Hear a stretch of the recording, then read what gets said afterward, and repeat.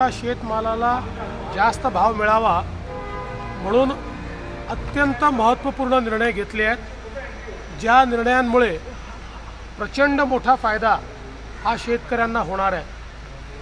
सगळ्यात महत्त्वाचं या ठिकाणी कच्च्या तेलावर कुठली आयात ड्यूटी नव्हती, आयात शुल्क नव्हतं। 20% आयात शुल्क लावण्याचा निर्णय घेण्यात आला आहे आणि रिफाइंड तेलावर 12.5%वरनं तो 32.5% करण्यात आलेला आहे।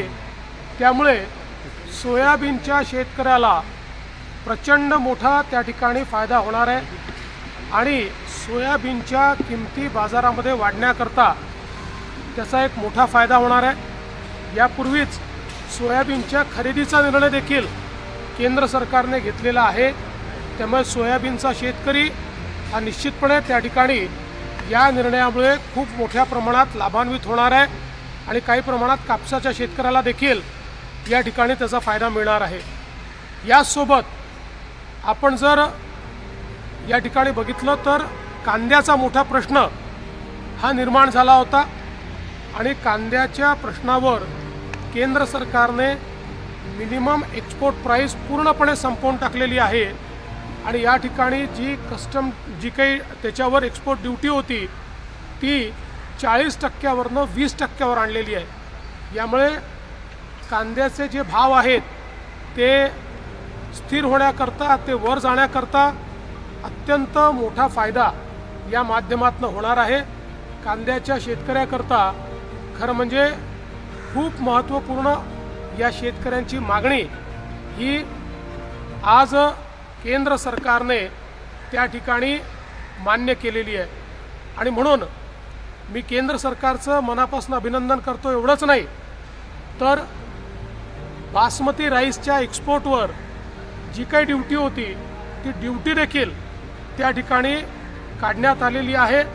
त्यामुळे हा जो काही बासमती धान पिकवणारा शेतकरी आहे यालाही खूप मोठ्या प्रमाणात त्या ठिकाणी फायदा होणार आहे आणि म्हणून या सगळ्या निर्णयांचा थेट फायदा हा या ठिकाणी सोयाबीनचे शेतकरी, कांद्याचे शेतकरी, बासमती राईसचे शेतकरी या सगळ्यांना होणार आहे आणि त्याचा इनडायरेक्टली फायदा हा काही प्रमाणात कापसाच्या शेतकऱ्याला देखील त्या ठिकाणी होणार आहे आणि म्हणून मी केंद्र सरकारचे अतिशय मनापासून आभार मानतो, त्यांचं अभिनंदन करतो आणि अशा प्रकारचा निर्णय हा निश्चितपणे महाराष्ट्रातल्या शेतकऱ्यांना सुखावून जाईल असा मला विश्वास आहे। जेपी नड्डा जी आज हिंदी में बता रही है।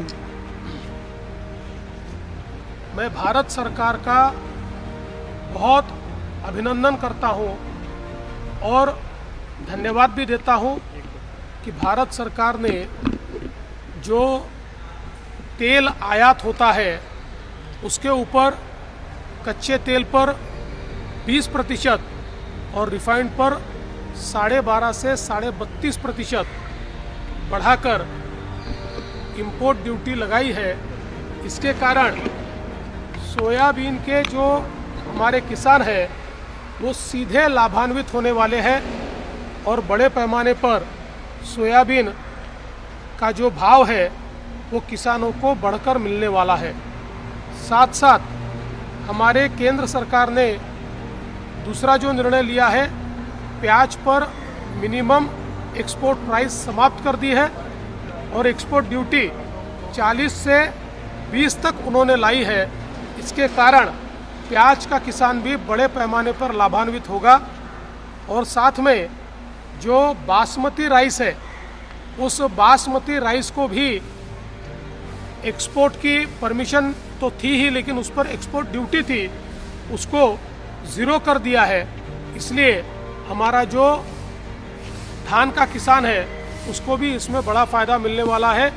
कुल मिलाकर किसानों को एक बहुत बड़ी सौगात हमारे प्रधानमंत्री जी ने दी है।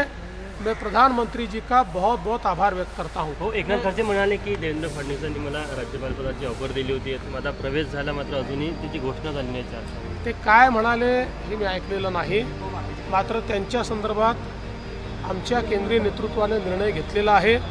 तो निर्णय आम्हाला सर्वांना त्या ठिकाणी मान्यच आहे. त्यामुळे केंद्रीय नेतृत्वाशी चर्चा करून गणेश उत्सवानंतर त्या संदर्भात योग्य निर्णय केला जाईल. सर, पोर्ट ब्लेयर का नाम जेपी बदल नड्डा कर दिया गया, पोर्ट ब्लेयर का नाम बदल गया। ये बहुत हर्ष की बात है। गुलामी के चिन्हों को मिटाया ही जाना चाहिए और गुलामी के चिन्हों को मिटाने का जो कार्य मोदी सरकार कर रही है, मैं उसके लिए उन्हें धन्यवाद देता हूँ। जेपी नड्डा जी आज मुंबईच्या दौऱ्यावर आहे, काय बैठक? जे पी नड्डा जी मुंबईला येत आहेत. एक आमची छोटी बैठक देखील त्या ठिकाणी होणार आहे आणि विशेषतः आपल्याला माहिती आहे की गणेश पर्व चाललेलं आहे, त्यामुळे गणेशाचं दर्शन देखील ते